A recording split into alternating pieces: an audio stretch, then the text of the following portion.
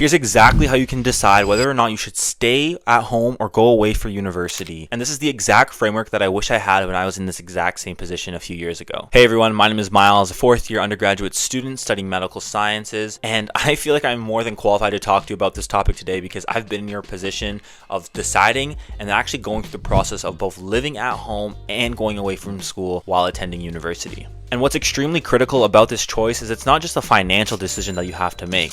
There's so many other social aspects from the academics, mental health, and even your social environment that all play a huge role into whether or not you should stay or go away for college. So without further ado, let's break down this video and analyze which one is best for you. And my main goal throughout this video is to get you to a point where you're able to decide which choice is best for you, because depending on your situation, there's going to be a variety of factors that need to play into your situation. I'm going to be highlighting some pros and cons and some certain factors that you should be considering. So you're going to want to watch this video right till the end so you don't miss anything that I'm going to be sharing with you. And before we begin this video, I actually want to start off with a little bit of a story. So when I started university, I was lucky enough to go away for school. It was a great time, but during this time when I was going away from school, this is actually during the pandemic. So there was a period of time during the pandemic when cases were rising, and they actually called all of us university students to go back and actually do university from our homes. And this was for a prolonged period of time. I would say more than half of the year was spent at home doing university at home. So I have both the experiences. I was able to see both the pros and cons of doing university here away from school and doing it at home. And the first thing that we should talk about when deciding between going away for school or staying is the finances. Now I want to make this clear. If you are in a position where you can decide whether or not you need to stay or go away from university, I want you to understand that you are extremely blessed because not everyone has this choice. But it's no secret that finances play a large role in deciding whether or not you should stay or should go. When you go away from school, there is a lot of costs that you have to accrue, from rent, utilities, a new living space, furniture, and the list goes on and on. On the flip side, when you stay home, 9 times out of 10 you're probably going to be living with your parents or a guardian, probably not taking on rent, or you don't have to buy things like furniture and utilities, etc. But on the flip side, if you go away for school, I really believe that this is a great opportunity to develop your financial muscles. And what I mean by that is when I went away from school, that was the first time where I started creating a budget.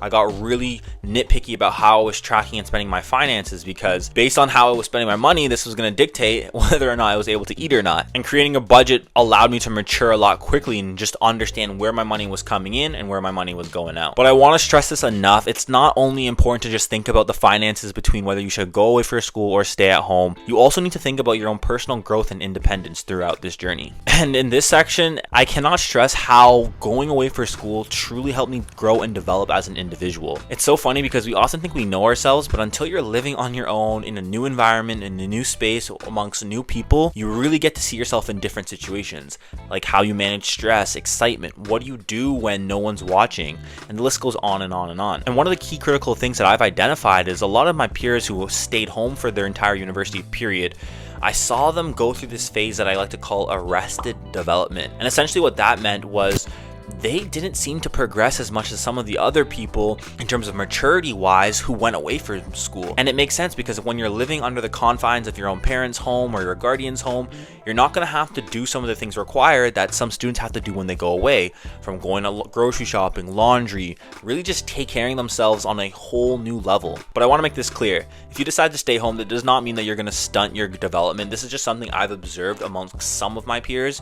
There is also some that stayed home, seem to be just fine as well, so it really varies. But if you talk to a lot of students that went away from school, oftentimes they would say they had to grow up pretty quickly because they're living on their own for their first times. So there's so many other factors that are going to weigh into this decision.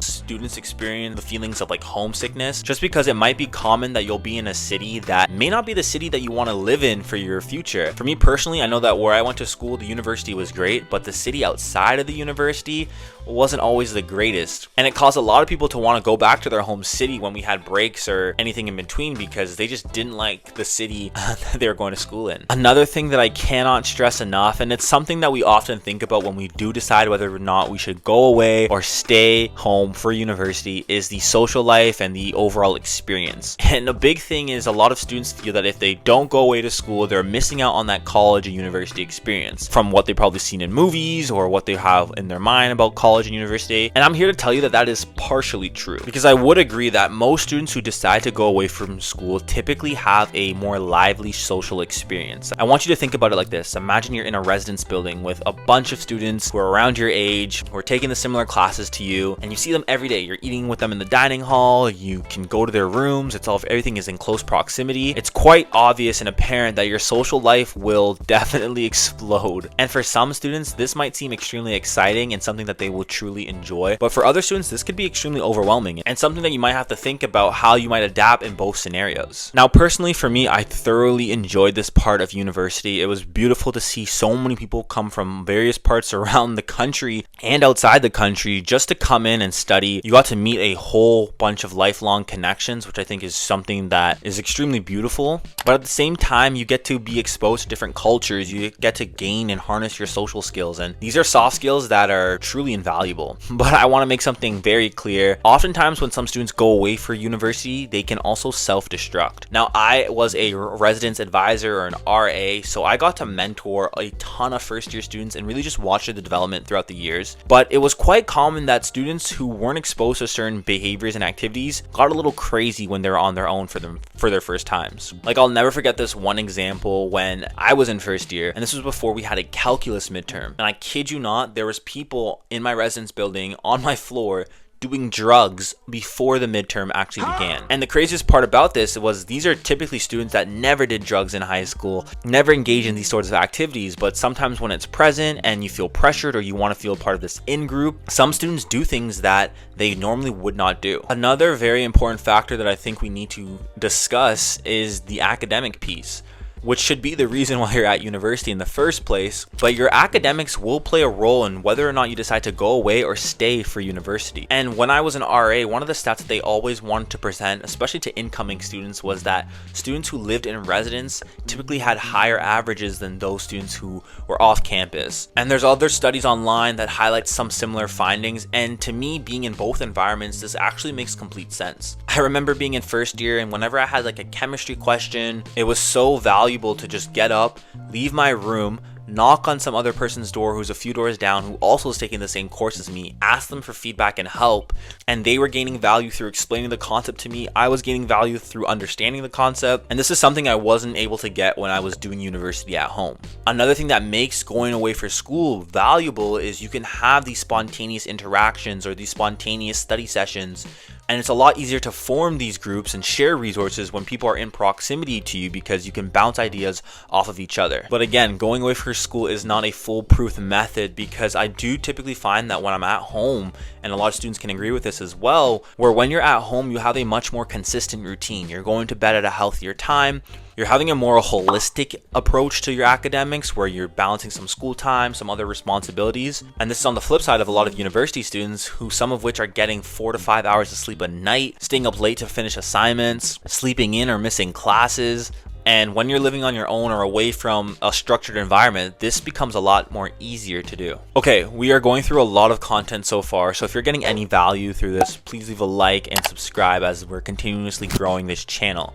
But I want to present something really cool to all of you. So as I mentioned before, I understand that this process is extremely confusing, and there's so many different mindset shifts and things that you need to consider for both options. So because I've been asked this question so many different times, I want to create a resource that was helpful and efficient for all of you. It's a digital resource that really maps out all the pros and cons for the 5 main zones that we're talking about here today, because if I did it all in this video, it would take upwards of over an hour. But I really think the true value of this digital resource comes from this self-discovery quiz, which will allow you to get a very clear depiction of whether or not you should stay, go, or if you're a hybrid where both models seem to fit you. It's an in-depth quiz. You tally up your points and you work through the assessment, and this will give you clarity on your answer. answer. And if I had this would have made my decision so much more easier, allowing me to consider all the factors at play here. So if that interests you, click the first link in the description and I'll see you over there. So another thing I want you to consider is your emotional and mental well-being. Now this is extremely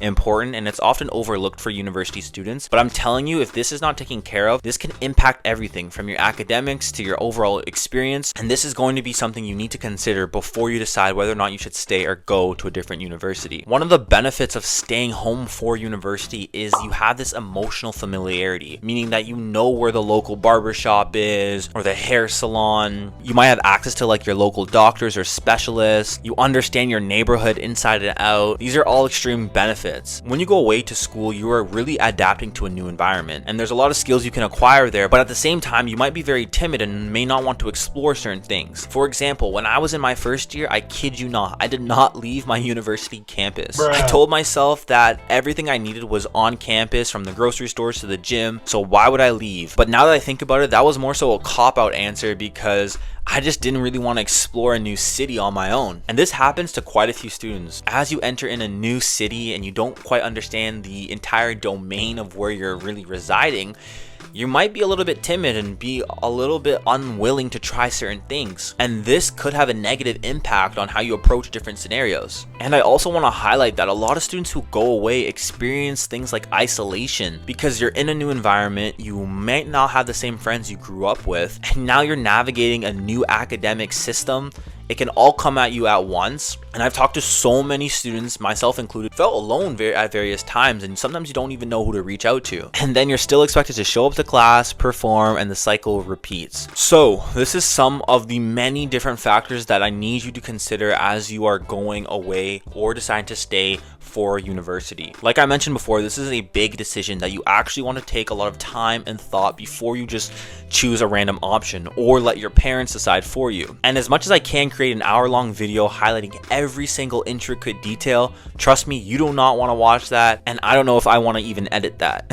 So that is why I created that digital resource. Again, if you want a more in-depth analysis on what decision and really come to a concrete conclusion on what should work best for you, go check that out. First link in the description. But that is going to wrap up today's video. Thank you so much for watching and supporting this channel as we continue to grow. You all have been rocking with me for years. You've seen my academic journey and how all these things are navigating, and I made a commitment to myself and to a lot of the subscribers that I want to continue to document this journey as we continue to embark on it. So hit that subscribe button, like this video, and let's keep winning. And remember to always believe that you will achieve. My name is Miles and I am signing off. Woo!